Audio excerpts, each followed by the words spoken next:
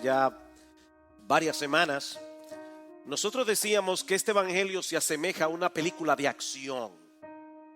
De hecho, no sé si recuerdan que decíamos que una de las palabras que se repite una y otra vez en el evangelio de Marcos es inmediatamente.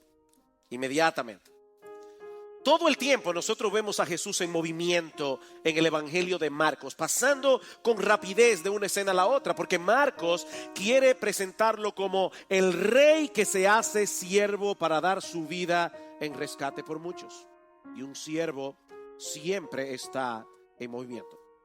Por eso es que es tan importante que nosotros veamos cada escena del evangelio de Marcos como parte de una secuencia de eventos y no como eventos aislados, porque es la única manera en que nosotros vamos a poder entender el desarrollo de la historia. Yo hubiera podido comenzar el mensaje de esta mañana diciendo previously on the Gospel of Mark. Previamente en el evangelio de Marcos, nosotros dejamos a los fariseos en el episodio anterior conspirando con los herodianos para destruir a Jesús. ¿Qué era lo terrible que había hecho Jesús? Para que los fariseos quisieran destruirlo, había sanado a un hombre en sábado, en el día de reposo. Los fariseos eran hombres que tenían un concepto equivocado de Dios y por eso mismo tenían un concepto equivocado de ellos mismos. Un concepto equivocado de Dios que los llevaba a tener un concepto equivocado de sí mismos. Ellos no podían darse cuenta de cuán profunda era la pecaminosidad de sus corazones, porque ellos no se examinaban a la luz de la perfecta santidad de Dios, sino que se comparaban con aquellas personas que no seguían al pie de la letra todas las reglas que ellos le habían añadido a la ley. De manera que en vez de verse a sí mismos como pecadores culpables, necesitados de gracia y de misericordia, los fariseos se veían como las superestrellas del equipo de la santidad. Por eso reaccionaron con tanta animadversión, con tanto odio, con tanta hazaña hacia el Señor Jesucristo, cuando les hizo ver que ellos eran un fraude, que ellos necesitaban arreglar sus cuentas con Dios. Bien, así dejamos la historia en el episodio anterior, en el versículo 6 del capítulo 3. Pero a partir del versículo 7, Marcos nos presenta una escena completamente distinta, una escena que contrasta radicalmente con esa secuencia de controversias que hemos estado viendo en las últimas semanas, mientras los fariseos están conspirando con los herodianos para destruir a Jesús. El ascenso de su popularidad parece indetenible. Miles y miles de personas comienzan a llegar de todas partes para ver a Jesús. Aunque lamentablemente, como espero que veamos en esta mañana, no todos tenían una buena motivación. Marcos capítulo 3, versículo 7. Mas Jesús se retiró al mar con sus discípulos y le siguió gran multitud de Galilea y de Judea, de Jerusalén, de Idumea, del otro lado del Jordán, de los alrededores de Tiro y de Sidón. Oyendo cuán grandes cosas hacía, grandes multitudes vinieron a él. Y dijo a sus discípulos que le tuviesen siempre lista la barca a causa del gentío, para que no le oprimiesen, porque había sanado a muchos, de manera que por tocarle, cuantos tenían plagas caían sobre él. Ante la amenaza de los fariseos, Jesús decide evitar una confrontación antes de tiempo y se retira al mar de Galilea. Era un lugar mucho más seguro para él. Pero su fama se había extendido tanto que provoca literalmente una estampida de personas que vienen de todas partes para recibir de él algún tipo de beneficio. Marcos nos dice que muchos venían de Galilea, que era donde Jesús estaba, era la región más al norte de Israel, pero otros venían de Judea y de Jerusalén, que es la región más al sur y donde gravitaba el centro religioso de la nación. Otros venían de Idumea, el nombre griego para Edom, porque muchos de los descendientes de Edom habitaban en esa región que quedaba al sureste de Jerusalén, a más de 150 kilómetros de donde estaba Jesús. Para que ustedes tengan una idea, mis amados hermanos, estas personas fueron de Santiago a la capital o de la capital a Santiago en distancia para ver a Jesús. Otros venían del otro lado del Jordán, en el este, una región que era conocida en aquella época como Decápolis, y en la cual había una población mixta de judíos y de gentiles, es decir, personas que no pertenecían a la nación de Israel. Y finalmente dice Marcos que hay otro grupo que viene de Tiro y de Sidón, más al noroeste de Galilea, poblada mayormente por gentiles. ¿Qué es lo que Marcos quiere que nosotros veamos aquí? Él quiere que nosotros veamos que las personas venían de todos los puntos cardinales, del norte, del sur, del este y del noroeste. Él quería que nosotros supiéramos que venían de cerca y que venían de lejos. Él quería que nosotros supiéramos que había una mezcla de judíos y de gentiles, pero sobre todas las cosas Él quería que nosotros supiéramos que había mucha gente. Mucha gente. En los versículos 7 y 8 dice que eran grandes multitudes. En el versículo 9 dice que era un gentío.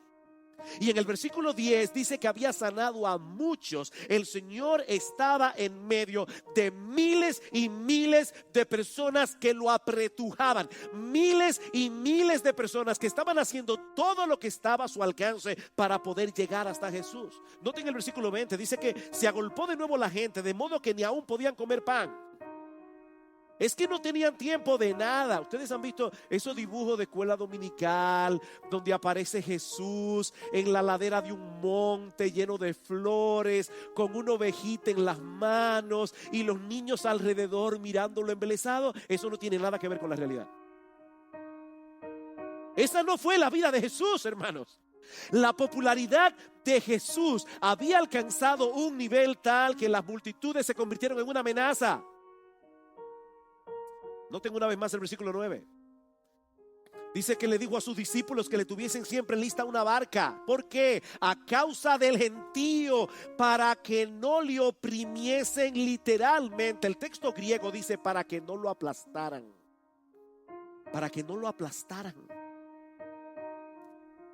Eso era como decirle a los discípulos: manténganme siempre el carro con la puerta abierta y con la llave puesta en la ignición, porque yo no sé cuándo voy a tener que salir corriendo. Uno nunca sabe lo que puede ocurrir con una estampida de gente que se sale de control. Estaba leyendo recientemente que en abril del año 1989 96 personas murieron en el estadio de Hillsborough en Inglaterra en un partido de fútbol, cuando la policía decidió abrir la puerta para aliviar la avalancha de fanáticos que se había quedado afuera. Mis hermanos, el miedo o el peligro, más bien el peligro de morir aplastado era tan real que los discípulos tenían que tenerle lista una barca a Jesús. Jesús no era una especie de Superman que podía salir volando. Es así como mucha gente lo visualiza. No, él era un hombre igual que tú, igual que yo. Igual que tú, igual que yo. Hermanos, imagínense a decenas de miles y miles de personas viniendo de todas partes tratando de tocar a Jesús. Dice que todos los que tenían plagas, refiriéndose a diversas enfermedades, caían sobre él. Ahora, lamentablemente, la mayoría de esas personas estaban detrás de Jesús para resolver un problema inmediato. La mayoría de esas personas estaban detrás de Jesús para resolver un problema inmediato. Ellos no lo veían como un salvador que había venido a rescatarlos de sus pecados. Ellos lo veían como un milagrero que podía sanarlos de sus enfermedades. Noten la conexión entre los versículos 7 al 10 cuando habla de toda esa gente. Versículo 7 al 9, y el versículo 10 dice que venían de todas partes porque había sanado a muchos. Esa es la razón. La razón que Marcos nos da para explicar el gentío que se había aglomerado alrededor del Señor. Es por esa razón, mis hermanos, que en muchas ocasiones Cristo decidió alejarse de la multitud, porque Él no vino primariamente a sanar personas. Él vino primariamente a predicar el evangelio y luego morir en una cruz para hacer ese evangelio efectivo. Ustedes recuerdan unos domingos atrás en Marcos capítulo 1, Versículo 35, como dice que luego de haber estado el Señor sanando durante toda la noche del día anterior, dice en el versículo 35 que levantándose muy de mañana, siendo aún muy oscuro, se fue a un lugar desierto y allí oraba. Y le buscó Simón y los que con él estaban, y hallándole le dijeron: todos te buscan. ¿Recuerdan esa escena? Todas las personas que habían estado enfermas y que no habían podido llegar hasta Jesús, estaban otra vez en casa esperando una sanidad, un milagro de sanidad. ¿Qué les dijo Jesús? Él les dijo: vamos a los lugares vecinos para que predique también allí, porque para esto he venido. Jesús era compasivo, Jesús sanaba a las personas, pero Él no vino a sanar cuerpos que después se vayan al infierno. Era Martin Lloyd-Jones, un gran doctor en medicina, llegó a ser asistente del médico de la reina de Inglaterra a principios del siglo XX. Era una personalidad Martin Lloyd-Jones. Pero en una ocasión él se puso a pensar: ¿qué es lo que yo estoy haciendo con la medicina? Sanar personas para que sigan pecando más. Yo estoy enviando gente al infierno saludable. Y yo no estoy diciendo por eso que todos los médicos ahora deben dejar la carrera y dedicarse al ministerio a tiempo completo. Ese fue el llamado que Dios le hizo a Martin Lloyd-Jones. Pero no deja de ser interesante la perspectiva que él tenía. Voy a dejar la medicina para dedicarme a curar almas. Y fue uno de los grandes siervos de Dios del siglo XX. Sanar personas para que sigan pecando más. Jesús estaba consciente de ese problema. Él había venido a predicar el evangelio, pero la multitud se había convertido en un estorbo. Noten el capítulo 1 otra vez, versículo 44, cuando el Señor sana a un leproso, le dice: mira, no digas a nadie nada. No le cuentes a las personas lo que yo acabo de hacer contigo, sino ve, muéstrate al sacerdote y ofrece por tu purificación lo que Moisés mandó para testimonio a ellos. Pero aquí vemos una vez más cómo a veces nosotros somos más geniales que Jesús. Y este leproso pensó: ¿cómo va a ser posible que yo no diga nada acerca de lo que este hombre ha hecho conmigo? Pero él había recibido una orden directa del Señor: no lo digas a nadie. ¿Qué sucedió? Versículo 45. Pero oído él, ni que le hubieran dicho lo contrario, comenzó a publicarlo mucho y a divulgar el hecho. ¿Y qué trajo esto como consecuencia? De manera que ya Jesús no podía entrar abiertamente en la ciudad. Tenía que quedarse afuera, en los lugares desiertos. Algo similar ocurrió en el capítulo 6 del Evangelio de Juan. ¿Ustedes recuerdan cuando el Señor hizo el milagro de los panes y los peces? Dice en el versículo 15 que cuando Jesús entendió que toda esa gente tenía la intención de apoderarse de él para hacerle rey, dice que volvió a retirarse al monte él solo. Toda la multitud está buscando a Cristo para entronarlo, y él decide apartarse. Y cuando toda esa multitud vuelve a encontrarlo al día siguiente, el Señor les dice en el versículo 26: de cierto os digo que me buscáis no porque habéis visto las señales, sino porque comisteis el pan y os saciasteis. En otras palabras, ustedes me están buscando no porque están entendiendo la naturaleza de mi obra redentora. Ustedes no están entendiendo que yo soy el pan de vida, que ese milagro de alimentar a miles con panes y peces no es más que una señal, es algo que simboliza algo más profundo, algo más grandioso. Yo soy el pan de vida. Pero ustedes me buscan para hacerme rey, porque sería genial, ¿verdad? Tener a un presidente de una nación que tenga una vara mágica para resolver todos los problemas. ¿Ustedes se imaginan eso? Ese era el Salvador que los judíos querían, y el Señor lo sabía.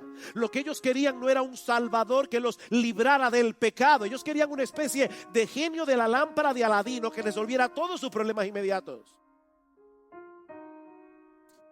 Mis hermanos, las multitudes no son en sí mismas una señal de la bendición de Dios sobre un ministerio. Voy a repetir eso otra vez porque esto es importante. Las multitudes no son en sí mismas una señal de que Dios está bendiciendo un ministerio. Cuidado, hermanos, porque podemos perder la perspectiva. Ahora, déjenme decirles algo al revés.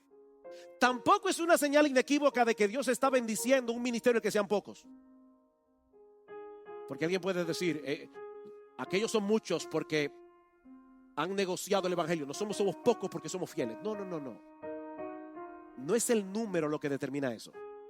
si son muchos o si son pocos. Lo que debe ser evaluado es la fidelidad de ese ministerio en predicar el evangelio de Cristo y el hecho de que haya personas abrazando ese evangelio de todo corazón con todo lo que eso implica. ¿Saben una cosa? Es muy probable que muchos dentro de esa multitud al final de cuentas se hayan cansado de Jesús y hayan estado entre la multitud de aquellos que le pidieron a gritos a Pilato que lo crucificara. ¿Y de dónde yo saco esto? Bueno, yo solamente sé que cuando el Señor Jesucristo ascendió a los cielos en el aposento alto, solamente habían 120 discípulos. ¿Dónde estaba la multitud? ¿Dónde estaba la multitud? Mis hermanos, eso es lo que suele ocurrir con aquellos que siguen a Jesús por razones equivocadas, terminan desilusionados. Y permítanme decirles algo, miembros de Iglesia Bíblica del Señor Jesucristo, eso puede ocurrirle a un creyente. Perdemos el foco. Nos olvidamos de qué se trata esto, de qué se trata el evangelio. El evangelio no se trata, mis amados hermanos, de tener una vida cómoda. El evangelio no se trata de tener una vida sin problemas. El evangelio no se trata de caminar a través de la vida por un camino de rosas. A eso no fue que Jesús nos llamó. Toma tu cruz y sígueme. Cristo nos llamó a morir al yo, a morir a los deleites de este mundo, a morir a la fama, a morir a la popularidad, a morir a una vida egocéntrica. Cristo nos llamó a tomar una cruz. Mi amigo, lo que tú necesitas no es un terapista, lo que tú necesitas no es un sanador, lo que tú necesitas es alguien que pueda resolver el problema que tienes con la justicia de Dios por causa de tus pecados. No es terapia lo que tú necesitas. Déjame hacerte una pregunta. ¿Tú te sientes atraído hacia el Señor Jesucristo? Bueno, pastor, si no estuviera atraído no estaría hoy aquí. Qué bueno. Pero ahora tengo todavía otra pregunta que hacerte. ¿Qué es lo que te atrae de Jesús? ¿Qué es lo que te atrae de Jesús? Porque si no es el perdón de tus pecados, si no es la reconciliación con Dios, si no es el don de la vida eterna, tú lo estás buscando por una razón equivocada. Estás buscando a Jesús por una razón equivocada. El Señor Jesucristo sabía que no era con esa multitud que Él iba a transformar el mundo. Él tenía otro plan, como veremos en un momento. Ahora, antes de llegar al plan de Jesús, hay otra escena más en Marcos 3 a la que quiero llamar vuestra atención y se encuentra en los versículos 11 al 12. Dentro de toda esa multitud había personas endemoniadas y uno se pregunta, ¿qué hacían ahí? ¿Ustedes se imaginan eso, hermanos? Personas con demonios, habitados por demonios que dicen, ahí está Jesús. Vamos a ver a Jesús. Y uno se pregunta, ¿y para qué? Versículo 11. Y los espíritus inmundos al verle se postraban delante de él y daban voces diciendo, tú eres el Hijo de Dios. Mas él les reprendía mucho para que no le descubriesen.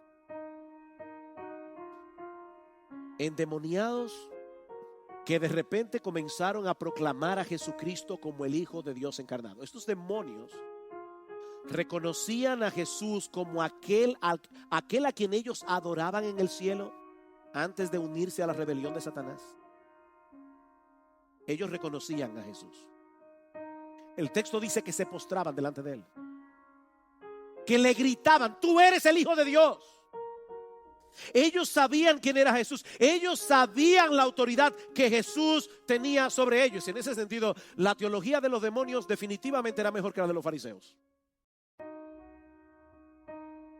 Los demonios tienen buena teología, dice en Santiago capítulo 2 versículo 19. Los demonios dicen, ¿tú crees que Dios es uno? ¿Tú crees en el monoteísmo? ¿Tú crees que hay un solo Dios? Los demonios también creen eso y tiemblan. Así que si tu teología solo llega hasta ahí, tú tienes la fe de los demonios. Los demonios saben eso. Pero ahora Jesús le dice, ustedes saben quién soy yo, ¿verdad? El Hijo de Dios. Ustedes saben que yo tengo autoridad sobre ustedes. Ok, he aquí mi orden, cállense la boca. Ese es mi orden como el Hijo de Dios. Cállense la boca. No sigan proclamando que yo soy el Hijo de Dios. Y uno se pregunta, ¿y por qué? ¿Por qué Jesús los mandó a callar?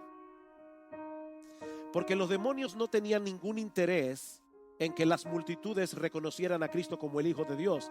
Todo lo contrario. Ellos querían que la gente hiciera algún tipo de conexión entre ellos y Jesús para desacreditarlo. Hermano, cuando los demonios comienzan a hablar bien de alguien, eso es un problema. ¿Qué vemos más adelante en el capítulo 3 de Marcos? O una de las cosas que vemos en el versículo 22 es que los escribas que habían venido de Jerusalén decían que Jesús tenía a Belcebú y que por el príncipe de los demonios él echaba fuera a los demonios. ¡Qué táctica más genial! Los demonios están diciendo: si tú eres el Hijo de Dios, como si hubiera algún tipo de relación entre ellos y Jesús. ¿Saben, mis hermanos, perdón, lo que eso nos enseña? Hay una gran lección aquí. Eso nos enseña que el carácter de los mensajeros debe ser coherente con el carácter del mensaje. El carácter de los mensajeros debe ser coherente con el carácter del mensaje. Uno de los más grandes tropiezos del evangelio en el mundo incrédulo es que hay un montón de personas hablando de Jesús, viviendo vidas completamente inconsistentes con el mensaje que están predicando. Yo estoy seguro que muchos de ustedes tienen que haber oído eso. Personas que dicen: yo conozco a algunos cristianos. Dice Billy Graham, independientemente de lo que yo piense, ¿verdad?, de la teología de Billy Graham, pero Billy Graham en una ocasión estaba en un avión, en un vuelo, y había un señor al lado de él que no se había dado cuenta que era Billy Graham, y ese hombre era un odioso. Se había pasado todo el viaje molestando, hablándole mal a las personas. Era un iracundo, un carácter insoportable. Y de repente, cuando Billy Graham se le presenta, dice: tú eres el famoso evangelista, yo también soy cristiano. Y Billy Graham le dijo: mira, por favor, no se lo digas a nadie. No se lo digas a nadie, tú eres una muy mala recomendación del cristianismo. Eso era exactamente lo que los demonios querían hacer. Pero hay otra razón por la que yo creo que Cristo los mandó a callar. El Hijo de Dios, ¿verdad? Ellos reconocen: tú eres el Hijo de Dios. El Hijo de Dios había venido al mundo a salvar a pecadores, muriendo por ellos en la cruz del Calvario. Si las personas comenzaban a pensar en Jesús como el Hijo de Dios, sin entender lo que Él iba a hacer en la cruz para salvar a pecadores, ese reconocimiento no les servirá de nada. En otras palabras, un Salvador sin cruz no puede salvar a nadie. Así que ese no era el momento para revelar públicamente la identidad de Jesús como el Hijo del Dios encarnado. No era el tiempo apropiado, no eran los mensajeros adecuados. Pero entonces llegamos al versículo 13, al 19. Y de nuevo, hermanos, nos topamos con un cambio brusco de escenario. Recuerden, versículo 6, los fariseos están conspirando con los herodianos para matar a Jesús. Versículo 7, el Señor está siendo seguido por miles de personas. Pero ahora de repente, en el versículo 13 del capítulo 3, el escenario cambia de la playa a la montaña, de los muchos a los pocos, de los que van detrás de Jesús únicamente para resolver un problema inmediato, y aquellos que son llamados por Jesús para seguirle y para servirle. Versículo 13. Después subió al monte y llamó así a los que él quiso, y vinieron a él. Y estableció a 12 para que estuviesen con él y para enviarlos a predicar, y que tuviesen autoridad para sanar enfermedades y para echar fuera demonios: a Simón, a quien puso por sobrenombre Pedro, a Jacobo, hijo de Zebedeo, a Juan, hermano de Jacobo, a quienes apellidó Boanerges, esto es, hijos del trueno, a Andrés, Felipe, Bartolomé, Mateo, Tomás, Jacobo, hijo de Alfeo, Tadeo, Simón el cananista, y Judas Iscariote, el que le entregó. Y vinieron a casa. Alguien relata una historia imaginaria, y aclaro otra vez, imaginaria, de la llegada de Jesús al cielo después de su muerte y de su resurrección. Es una historia ficticia, obviamente, pero que comunica una verdad extremadamente importante. Dice que cuando Jesús regresa al cielo de su misión en la tierra, los ángeles le preguntan si había terminado su obra. Y el Señor les responde que sí, que todo había sido consumado. Pero ¿ha escuchado el mundo entero acerca de tu nombre y acerca del evangelio? No, le responde el Señor. Entonces los ángeles le preguntan: ¿y cuál es tu plan para llevar a cabo esa parte de la misión? El Señor le responde: yo dejé a 12 hombres en la tierra y otros que le seguirán a ellos, que deben llevar este mensaje hasta lo último de la tierra. De acuerdo con esta historia imaginaria, los ángeles están en shock. Se quedan perplejos ante esa respuesta y vuelven a preguntarle: pero Señor, ¿y qué sucede si Pedro falla en cumplir con tu encomienda? O si Juan no le dice nada a nadie, o si Santiago o Andrés se acobardan y se paralizan. En otras palabras, Señor, conociendo las limitaciones y las debilidades obvias de estos hombres, ¿cuál es tu plan B? A lo que Jesús le responde: yo no tengo ningún otro plan. Yo no tengo ningún otro plan. Hermanos, esta historia imaginaria intenta comunicar en una forma memorable una verdad extremadamente importante. Dios no tiene un plan B para llevar el evangelio hasta lo último de la tierra. No hay un plan B. Dios solo tiene un plan A, el único. Y su plan es llevar a cabo esa tarea a través de hombres falibles, limitados y débiles como tú y como yo. Ese es el plan. Como bien ha dicho alguien, Dios pudo haber escrito el mensaje del evangelio en las nubes para que todo el mundo lo leyera. Dios pudo hacer que cayeran Biblias del cielo. Dios pudo enviar un grupo de ángeles alrededor de la tierra que proclamaran su palabra. Dios pudo haber hecho oír su voz tronante para que todos escucharan, pero no lo hizo. Él decidió soberanamente colocar ese tesoro del evangelio en vasos de barro para que la excelencia del poder sea de Dios y no nuestra. Ese es el plan de Dios. Y eso es lo que estamos viendo aquí. El Señor está con toda esta multitud, pero ahora se retira de la playa con un grupo de hombres hacia la montaña para alejarse de la demanda de la multitud, de la conmoción que había causado su popularidad. Y el texto paralelo de Lucas capítulo 6, versículo 12, dice que el Señor, al apartarse al monte, se pasó la noche entera orando. Entera, seguramente pidiendo al Padre confirmación y dirección antes de seleccionar a este grupo de hombres que habrían de llevar a cabo una labor de extrema importancia. Ahora, hermano, piensen en esto. En medio de un ministerio tan absorbente, con mucha presión alrededor, muchas necesidades que satisfacer, el Señor sabía que Él tenía que apartarse a orar. Yo no sé ustedes, pero a mí me pasa muchas veces que cuando me levanto por la mañana y pienso en todo lo que yo tengo en el día, la tentación es hacer un devocional lo más breve posible, una oración taquigráfica al Señor y salir a hacer lo que yo tengo que hacer. Eso es exactamente lo que Jesús no hizo.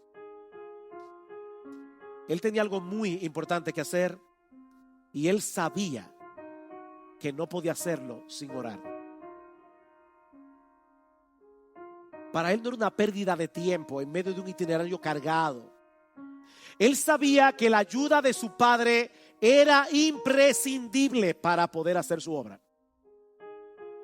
Y luego de pasar la noche entera orando, Marcos dice que el Señor llamó así a los que Él quiso y los estableció como un grupo particular. Versículo 13. Después subió al monte, llamó así a los que Él quiso, vinieron a Él y estableció a 12. A 12. Esta palabra que se traduce como llamar, Él llamó, da la idea de una llamada imperativa, una llamada que demanda una acción, como cuando una persona es requerida a comparecer ante un tribunal. Y la palabra establecer, y van a entender ahora por qué estoy haciendo este hincapié, es un llamado con autoridad. La palabra establecer significa, en el versículo 14, ser ordenado para una posición oficial, de manera que estos 12 hombres fueron llamados y ordenados por Cristo para una tarea muy particular: formar con ellos el núcleo de lo que iba a ser el nuevo pueblo de Dios, el pueblo de Dios del nuevo pacto. Por eso llamó a 12, no a 10.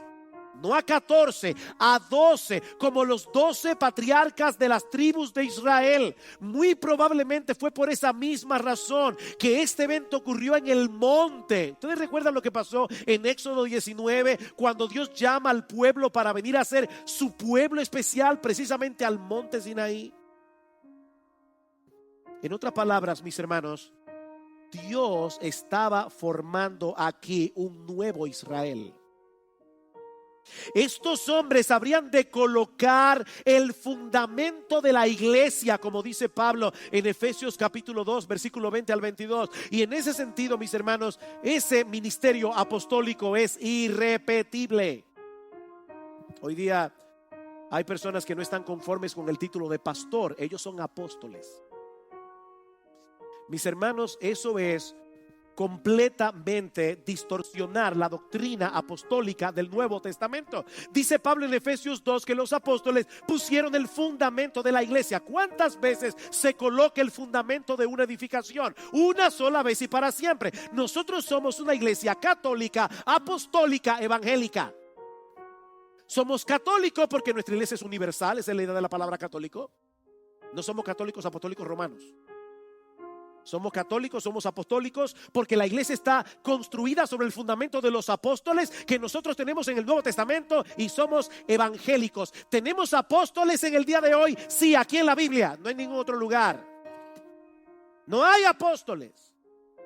Este era un grupo muy especial, por eso fueron capacitados por Cristo para hacer cosas muy similares a las que él hacía. Versículo 15, y que tuviesen autoridad para sanar enfermedades, para echar fuera demonios. Dice la Biblia en el Nuevo Testamento que la sombra de Pedro sanaba. La sombra de Pedro sanaba. Ahora, antes de llevar a cabo esta labor, estos hombres tenían que pasar por un tiempo de entrenamiento. Ellos tenían que permanecer al lado de Jesús por el resto de su ministerio. Dice en el versículo 14, estableció a 12 para que estuviesen con él y para enviarlos a predicar. ¿Ustedes notaron el orden de las responsabilidades asignadas a este grupo de hombres aquí? La prioridad era estar con Cristo. La proclamación del evangelio era algo secundario, era algo que estaba supeditado a esa prioridad. El Señor quería que estos hombres estuvieran con él. ¿Para qué? Para que absorbieran un carácter y una visión ministerial. Esa es la esencia de lo que la Biblia llama discipulado. En Lucas capítulo 6 versículo 40 dice el Señor que el discípulo no puede ser mayor que su maestro, mas todo el que fuere perfeccionado, completamente entrenado, será como su maestro. Como bien señala Steve Lawson, la meta de Jesús con estos hombres no era simplemente impartirles información, sino producir transformación. Ahora, noten, hermanos, otra vez el contraste entre la multitud y los apóstoles. La multitud no estaba interesada en Cristo. La multitud no estaba copiando el carácter de Cristo. La multitud no estaba siguiendo a Cristo. La multitud no estaba viviendo para Cristo. La multitud estaba usando a Cristo. Y de esa multitud el Señor llamó a 12 con un propósito muy diferente.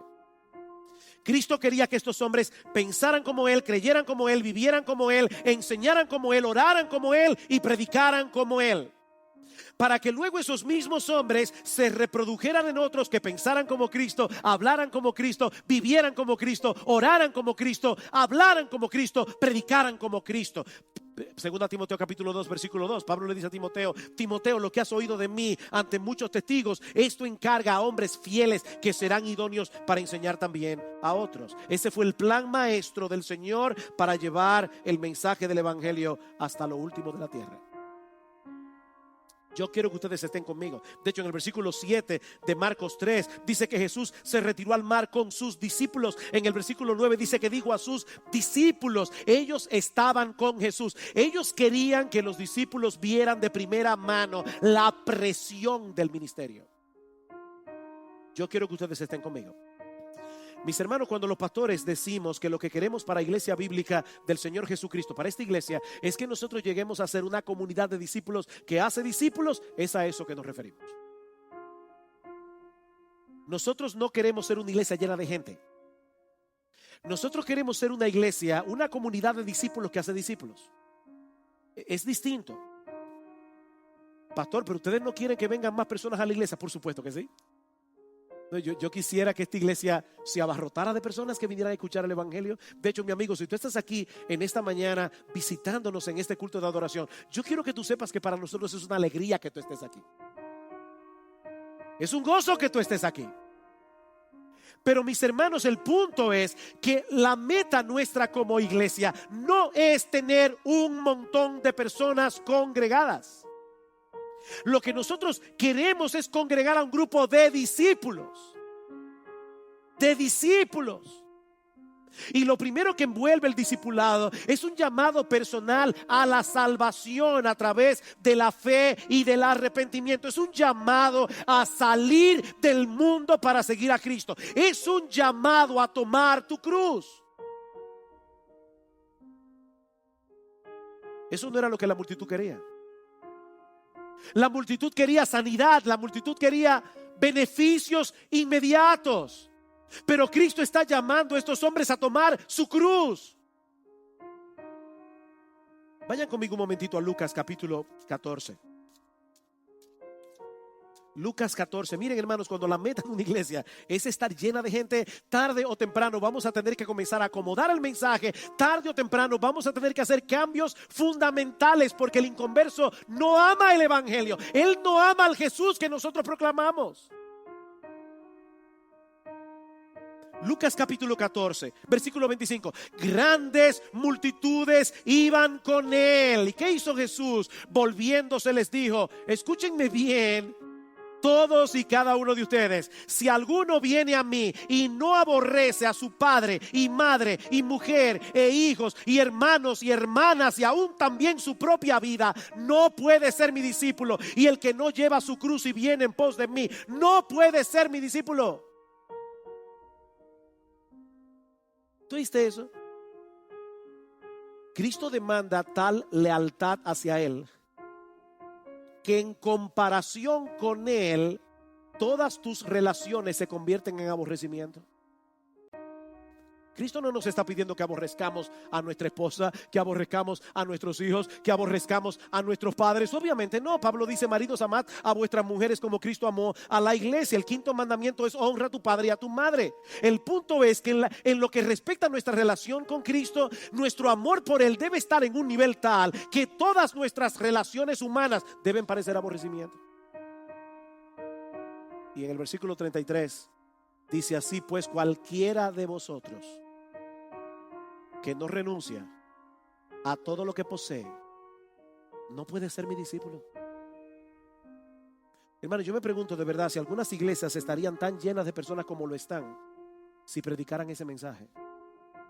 Yo me pregunto si la iglesia donde está Joel Austin en Texas, que es la iglesia más grande de Estados Unidos, estaría llena de personas si Joel Austin se dedicara a exponer la palabra de Dios con fidelidad. No, probablemente la gente no estaría allí, porque no quieren ese tipo de Jesús. No quieren a ese Jesús, no quieren esas demandas. Mis hermanos, no olviden, por favor, no olviden que Judas era parte de los 12 y no era creyente. Judas. Miren, podemos estar completamente seguros de que Judas hizo muchas de las cosas que los demás apóstoles hicieron. Pero al final de la historia reveló su verdadera condición, y su historia quedó registrada en la Biblia como una advertencia permanente para todos nosotros. En las 4 listas donde aparecen los nombres de los apóstoles, siempre termina diciendo: y Judas, el que lo traicionó. Así que el discipulado comienza con la conversión. No es con ser miembro de una iglesia. No es con asistir a los cultos todos los domingos. El discipulado comienza con una transformación, con una conversión. Pero ese es apenas el comienzo. El discipulado envuelve un proceso de madurez, un proceso de santificación progresiva por medio del cual somos conformados cada vez más a la imagen de nuestro Señor Jesucristo. Y ¿saben qué, mis amados hermanos? Eso no sucede en aislamiento. Eso sucede en el contexto de un contacto vital y significativo con la iglesia de Cristo, con otros creyentes. La multitud no formaban un cuerpo. La multitud no tenía un contacto significativo el uno con el otro.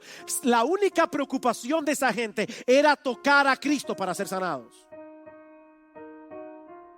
La preocupación de Cristo con los 12 apóstoles era muy diferente. Yo quiero que ustedes me imiten a mí. Yo quiero que ustedes vivan para mí. Yo quiero que ustedes vivan conmigo. Yo quiero que ustedes me imiten. Yo quiero que ustedes absorban mi carácter.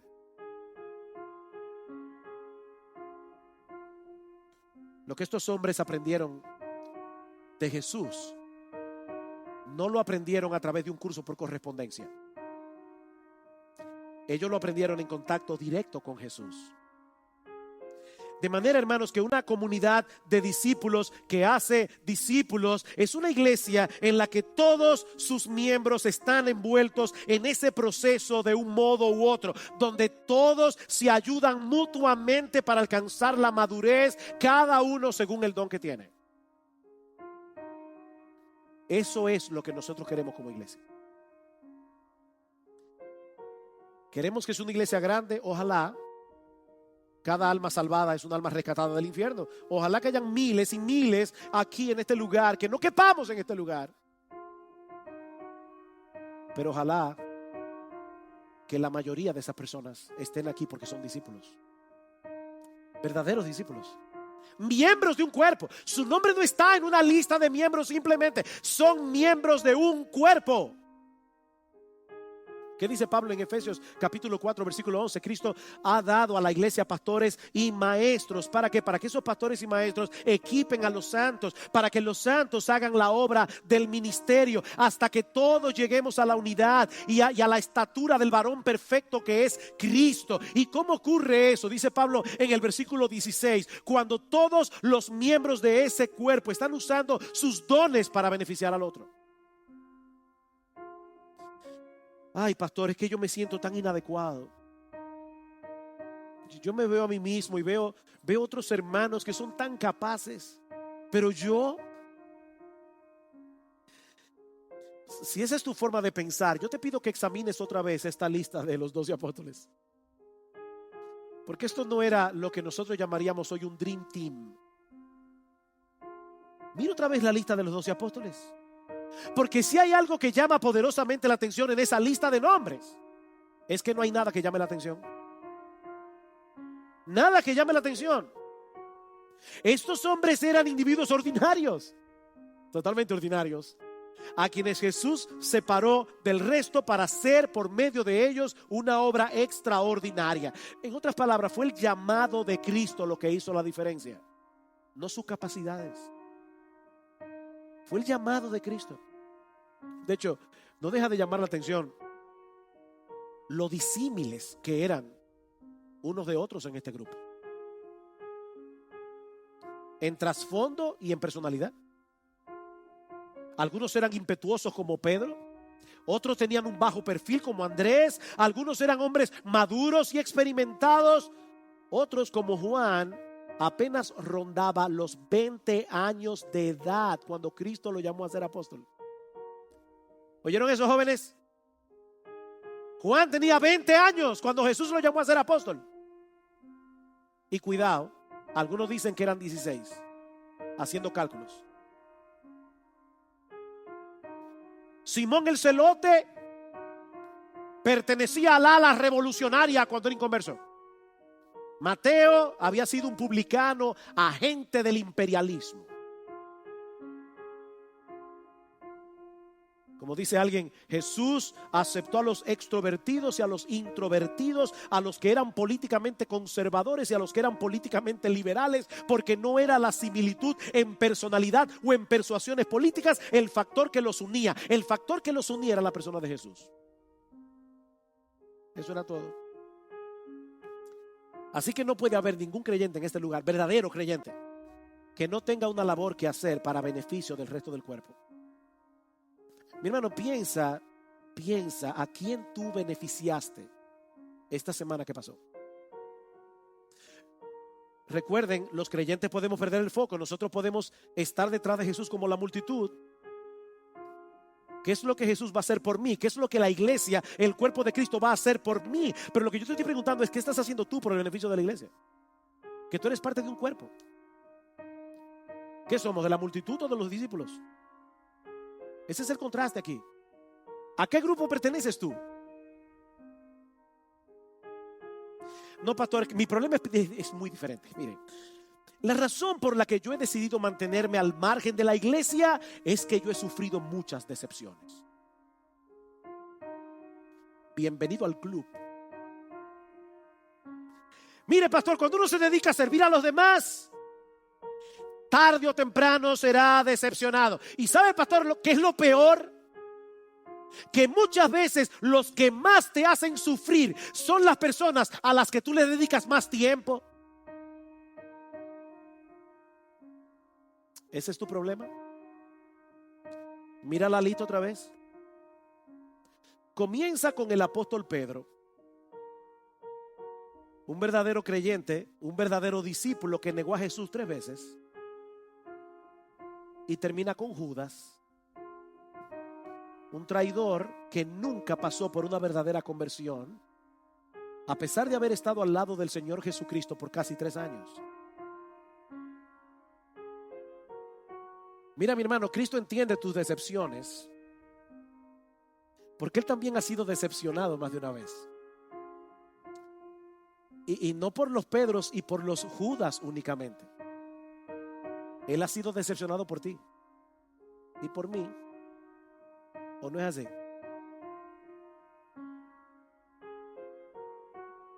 ¿Y saben qué? A pesar de eso, Él no tiene un plan B.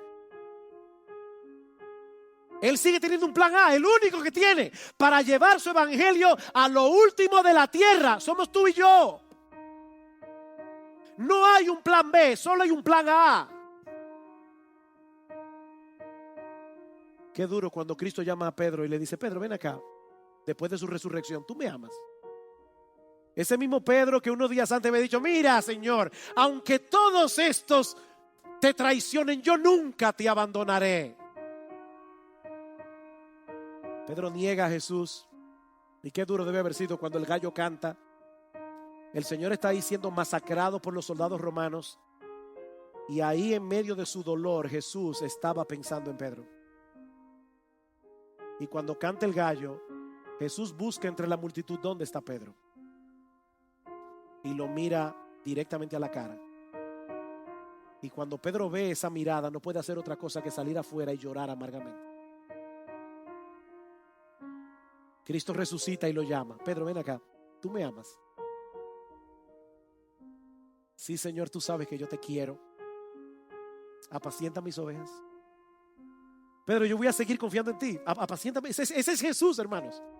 Wow, Pedro, apacienta mis ovejas. Cristo todavía iba a seguir trabajando con Pedro y glorificándose a través de Pedro.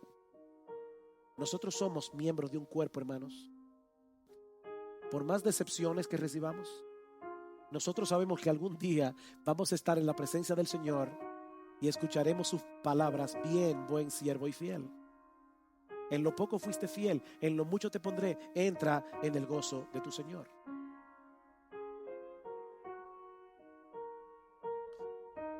Yo te pregunto, y con esto concluyo,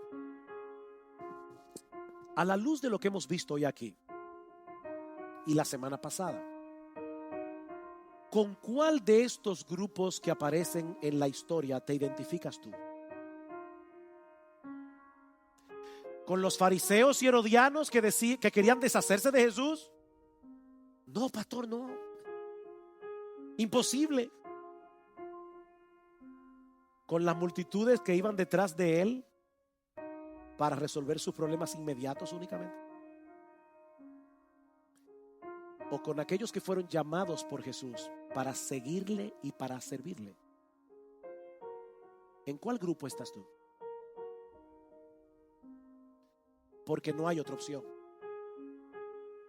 No hay otra opción. Y aún si te colocas a ti mismo en el grupo de los que quieren a Jesús, es extremadamente importante que examines objetivamente tu corazón y te preguntes: ¿qué es lo que tú quieres de Él?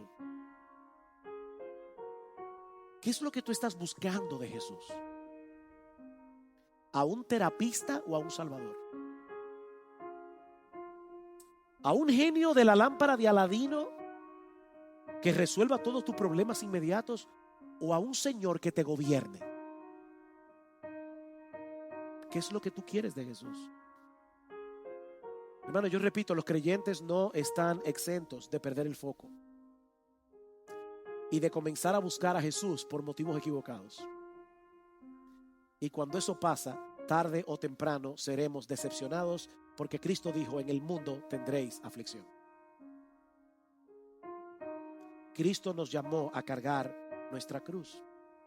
De hecho, esto que voy a decir ahora puede parecer muy extraño si lo que queremos es convencer a la gente a que venga a ser discípulos de Jesús. Y va a sonar extraño, pero aquí va. Todos los apóstoles, todos menos uno, el apóstol Juan, tuvieron que pagar con su vida la decisión de seguir a Jesús. Todos murieron martirizados por causa de su fe. Pero ¿saben qué, mis hermanos y amigos que están aquí en esta mañana? Seguir a Cristo sigue siendo algo tan extraordinario, tan maravilloso, que aún si tenemos que pagar ese precio de dar nuestra vida por Cristo, vale la pena. Vale la pena. Jesucristo es digno. Él es digno de ser creído. Él es digno de ser amado. Él es digno de ser imitado. Él es digno de ser servido. Mis hermanos, es únicamente por medio de Él que podemos obtener el perdón de todos nuestros pecados. No hay salvación fuera de Jesús. Es por medio de Él y solo de Él que podemos obtener el don de la vida eterna. Y ese don no consiste en un pasaje gratis para ir al cielo. Es una relación con el Dios trino permanentemente deleitosa.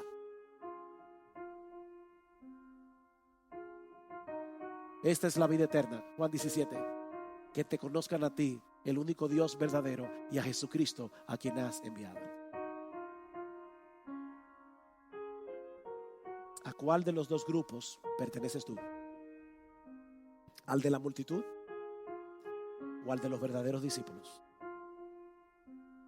Que el Señor nos ayude y aplique su palabra con poder en nuestros corazones para que arreglemos nuestras cuentas con el Señor. No mañana, hoy, aquí, ahora.